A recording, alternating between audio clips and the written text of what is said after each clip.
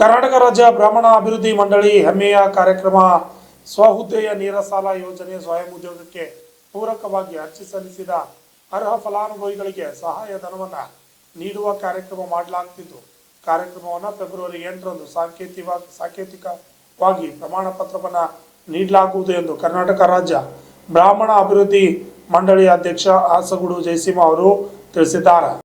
ಪತ್ರಿಕಾ ಭವನದಲ್ಲಿ ನಡೆದ ಸುದ್ದಿಗೋಷ್ಠಿಯಲ್ಲಿ ಮಾತನಾಡಿದ ಅವರು ಪ್ರತಿಭಾ ಪುರಸ್ಕಾರ ಕಾರ್ಯಕ್ರಮದ ಅಧ್ಯಕ್ಷತೆಯನ್ನು ಕರ್ನಾಟಕ ಸರ್ಕಾರದ ಗ್ರಾಮೀಣಾಭಿವೃದ್ಧಿ ಮತ್ತು ಪಂಚಾಯತ್ ರಾಜ್ ಮಾಹಿತಿ ತಂತ್ರಜ್ಞಾನ ಮತ್ತು ಜೈವಿಕ ತಂತ್ರಜ್ಞಾನ ಸಚಿವ ಹಾಗೂ ಕಲಬುರಗಿ ಜಿಲ್ಲಾ ಉಸ್ತುವಾರಿ ಸಚಿವರಾದ ಪ್ರಿಯಾಂಕ್ ಖರ್ಗೆ ಅವರು ವಹಿಸಲಿದ್ದಾರೆ.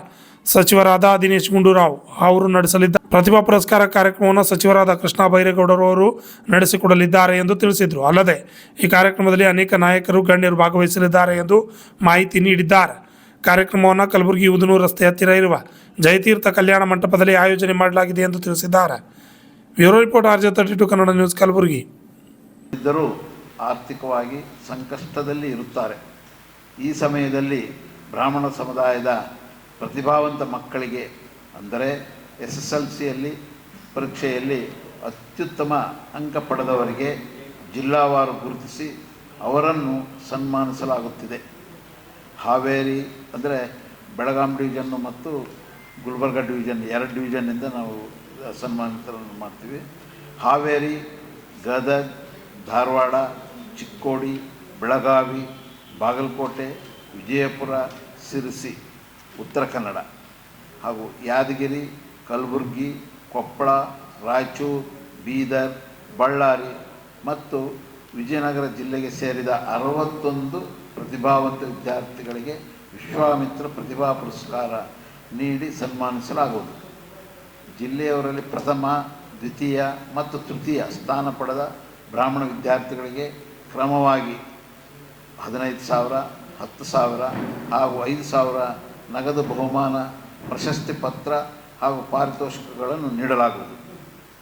ಕಳೆದ ಶೈಕ್ಷಣಿಕ ವರ್ಷದಲ್ಲಿ ರಾಜ್ಯದ ಶೈಕ್ಷಣಿಕ 33 ಜಿಲ್ಲೆಗಳಿಂದ 127 ವಿದ್ಯಾರ್ಥಿಗಳನ್ನು ಸನ್ಮಾನಿಸಲಾಗಿರುತ್ತದೆ. ಸದರಿ ಕಾರ್ಯಕ್ರಮ ವಿದ್ಯಾರ್ಥಿಗಳಲ್ಲಿ ಶೈಕ್ಷಣಿಕ ಆಸಕ್ತಿಯನ್ನು ಹೆಚ್ಚಿಸಿ ಅವರು ಮುಂದೆ ಉತ್ತಮ ಪದವಿಯನ್ನು ಪಡೆಯಲು ಸಹಾಯವಾಗುತ್ತಿದೆ. ಇದೇ ತಿಂಗಳು 8/2/26ರಂದು 24-25ನೇ ಶೈಕ್ಷಣಿಕ ಸಾಲಿನಲ್ಲಿ ಬೆಳಗಾವಿ ಹಾಗೂ ಕಲಬುರಗಿ ವಿಭಾಗದಿಂದ 61 ವಿದ್ಯಾರ್ಥಿಗಳನ್ನು ಸನ್ಮಾನಿಸಲಾಗುವುದು.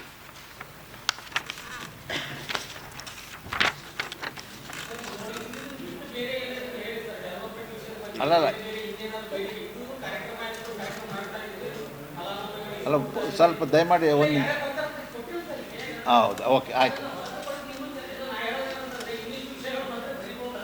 ಅಲ್ಲ ಈಗ ಓಕೆ,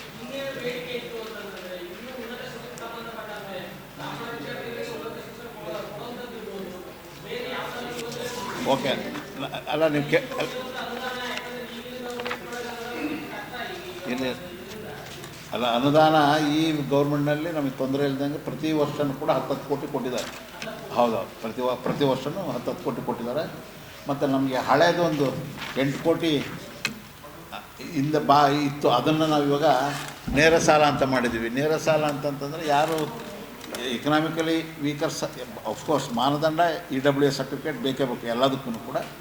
ನಾವು 2 ಲಕ್ಷ ರೂಪಾಯಿವರೆಗೂ ಈ ಸ್ಮಾಲ್ ಸ್ಟಾರ್ಟಪ್ ಅಂತ ಗುಡಿ ಕೈಗಾರಿಕೆ ಮಾಡೋದಕ್ಕೆ ಅವರು ಬದುಕಿನ ಇದಕ್ಕೆ ಶಕ್ತಿ ತುಂಬ ಕೆಲಸ ಮಾಡಿದ್ದೀವಿ. ಅದು 2 ಲಕ್ಷ ರೂಪಾಯಿ ಕೊಡ್ತೀವಿ.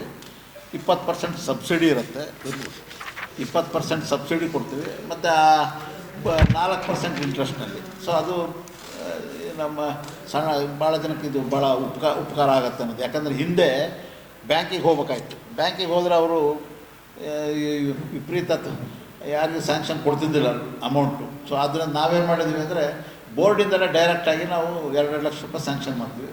ನಾವು ಅದನ್ನು ಕೂಡ ಒಂದು ಮೆರಿಟ್ ವೈಸ್ ಮಾಡಿದ್ವಿ. ಸುಮ್ಮನೆ ನಾವು ಯಾರು ಬಂದರು ಹೇಳಿದರು ಅಂತಲ್ಲ. 65 ವರ್ಷದಿಂದ ಕೆಳಗಡೆ ಇರೋರಿಗೆ, 18 ವರ್ಷದಿಂದ ಮೇಲ್ಗಡೆ ಇರೋರಿಗೆ. ಅಂದರೆ ಈ ಸದ್ಯಕ್ಕೆ 100 ಜನ ಅಪ್ಲೈ ಮಾಡಿದರೆ 21 ಜನ ಕೊಟ್ಟಿದ್ವಿ ನಾವು. ಆ ರೀತಿಯಾಗಿ ಒಂದು ಅಲ್ಲ ಮೆಡಿಕಲ್ ಓದೋರಿಗೆ ಎಲ್ಲ ಈ ಹೌದು ಅವಕಾಶ ಅಲ್ಲ ಯಾವುದು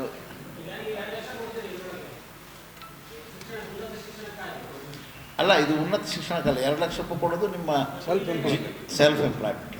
ಹೌದು, ಅದನ್ನು ಹೇಳ್ತಿತ್ತು ಪಾಪ.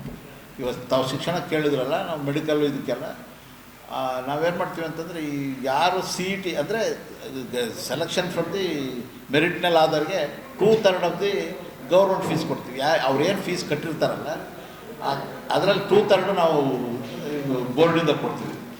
ನಮ್ಮಲ್ಲಿ ನಾನು ಈ ನಮ್ಮ ಕಾರ್ಯಕ್ರಮಗಳು ಹೇಳ್ಬಿಡ್ಲ, ನಮ್ಮ ಬೋರ್ಡಿಂದ ಏನು ಮಾಡ್ತೀವಿ ಅಂತ. ಈ ಪ್ರತಿಭಾ ಪುರಸ್ಕಾರ ಅನ್ನತಕ್ಕಂಥದ್ದನ್ನು ನೀವು ನೋಡಿ 15,000, 10,000, 5,000 ಕೊಡ್ತೀವಿ. ಒಂದು ಜಿಲ್ಲೆಗೆ 3 ಜನದಂತೆ. ಅಕಸ್ಮಾತ್ತಾಗಿ ಸೇಮ್ ಅಂಕೆ ತೊಗೊಂಡು ನಂಬರ್ ತೊಗೊಂಡಿದ್ದರೆ 3 ಜನ ಇರಲಿ, 4 ಜನ ಇರಲಿ, 2 ಇರಲಿ, ಅವ್ರಿಗೂ ಕೂಡ ಕೊಡ್ತೀವಿ. ಅದೊಂದು ಕಾರ್ಯಕ್ರಮ. ಅದಾದಮೇಲೆ ನಮ್ಮದು ಸಾಂದೀಪಿನಿ ಅಂತಂದರೆ SLC ಆದಮೇಲೆ PUC ಇಂದ ಗ್ರ್ಯಾಜುಯೇಟ್ ಆಗೋ ತನಕ ನಾವು ಯಾರೇ ಅಪ್ಲೈ ಮಾಡಲಿ 15,000 ರೂಪಾಯಿ ಅವರಿಗೆ ಪ್ರತಿಯೊಬ್ಬರಿಗೂ ಕೊಡ್ತೀವಿ. ಪ್ರತಿಯೊಬ್ಬರಿಗೂ 15,000 ರೂಪಾಯಿ. ಸುಮಾರು ಪ್ರತಿ ವರ್ಷವೂ ಸುಮಾರು 4,800 ಜನಕ್ಕೆ ಕೊಟ್ಟಿವಿ ಹೋದ ವರ್ಷ. ಅದರಿಂದನೂ 4,000 ಜನ. ಈ ಸಲ ಜಾಸ್ತಿ ಆಗ್ಬೋದು. ಈಗ ಆಲ್ರೆಡಿ ನಾವು ಯಾರು ಅಪ್ಲೈ ಮಾಡಿದ್ದಾರೆ ಒಂದು 1,600 ಜನಕ್ಕೆ ಆಲ್ರೆಡಿ ನಾವು ಕೊಟ್ಟಿದ್ದೀವಿ. ಇನ್ನು ಫೆಬ್ರವರಿ ಎಂಡ್ ತನಕ ಟೈಮ್ ಇದೆ. ಅದೊಂದು ಕಾರ್ಯಕ್ರಮ. ಮತ್ತು ಆಮೇಲಿಂದ ನೇರ ಸಾಲದ್ದು, ಇದು ನಿಮಗೆ ಹೇಳಿದ್ದು ನಾನು. ಅದು 3ನೇ ಕಾರ್ಯಕ್ರಮ. 4ನೇ ಕಾರ್ಯಕ್ರಮ, ಈ ನಾವು ಯಾರು IAS IPS ಕೋಚಿಂಗ್ ತೊಗೊತಾರಲ್ಲ ಅವ್ರಿಗೆ ನಮ್ಮಿಂದ 1 ಲಕ್ಷ ರೂಪಾಯಿ ಅವ್ರಿಗೆ ಕೊಡ್ತೀವಿ. ಯಾವುದೋ ಅವ್ರು ಟೀಚಿಂಗ್ ಅವರು ಕ್ಲಾಸಸ್ಗೆ ಹೋಗ್ತಾರಲ್ಲ, ಹೋದಾಗ ಅವ್ರಿಗೆ ಒಂದು 100 ಜನ ಕೊಡ್ತೀವಿ, 100 ಮೆಂಬರ್ಸ್. ಅಂದರೆ 1 ಕೋಟಿ ರೂಪಾಯಿ. ಆಮೇಲೆ ಆಚಾರ್ಯರ ಜಯಂತಿ ಅಂತ ನಾವು ಮಾಡ್ತೀವಿ. ಅದು ನಮ್ಮ ದ್ವೈತ, ಅದ್ವೈತ, ವಿಶಿಷ್ಟಾದ್ವೈತ 3 ಆಚಾರ್ಯರನ್ನ ಒಂದು ದಿವಸ ಕಾರ್ಯಕ್ರಮ ಮಾಡಿ ಮೊನ್ನೆ ಬೆಂಗಳೂರಿನಲ್ಲಿ ನಿಮಗೆಲ್ಲ ಗೊತ್ತಿರ್ಬೋದು. ಅನೇಕ ಜನ 12 ಜನಕ್ಕೆ ಸಾಧಕರಿಗೆ ಸನ್ಮಾನ ಮಾಡಿದ್ವಿ. ಅದರ ಲೀಗಲ್ಲಿ BV ಆಚಾರ್ಯ ಇರ್ಬೋದು, ಸಾಹಿತ್ಯದಲ್ಲಿ ಒಬ್ಬರು, ಮತ್ತು ಇದು ಆಯುರ್ವೇದಿಕ್ ಇರ್ಬೋದು, ಡಾಕ್ಟ್ರ್ ಇರ್ಬೋದು, ಈ ಥರ 12 ಜನಕ್ಕೆ ಇದೊಂದು ಕಾರ್ಯಕ್ರಮ. ಸರಿ, ಈ ಒಟ್ಟು 5 ಕಾರ್ಯಕ್ರಮಗಳು ನಮ್ಮಲ್ಲಿ ನಾವು ಮಾಡ್ತೀವಿ. ಬಡ್ಜೆಟ್ ನೀವು ಹೇಳ್ದಂಗೆ ಪ್ರತಿ ವರ್ಷ 10 ಕೋಟಿ. ಈ ಸಲ ನಮಗೆ ಶಾರ್ಟ್ ಫಾಲ್ ಆಗುತ್ತೆ. ಹೆಚ್ಚಿನ ಅನುದಾನಕ್ಕೆ ನಾವು ಮೊನ್ನೆ ಕೇಳಿದ್ದೀವಿ, ಕೊಡ್ಬೋದು. ನಮಗೆ ಬೋರ್ಡ್ಗೇನು ತೊಂದರೆ ಆಗಿಲ್ಲ ಏನು ಸರ್. ಅಲ್ಲ, ಈಗ ಪ್ರತಿ ವರ್ಷ 10 ಕೋಟಿ 30 ಅಂದರೆ ಅವ್ರು 3 ಬಡ್ಜೆಟ್ನಲ್ಲಿ ಪ್ರತಿ ವರ್ಷ 10 ಕೋಟಿ ಕೊಡ್ತೀವಿ.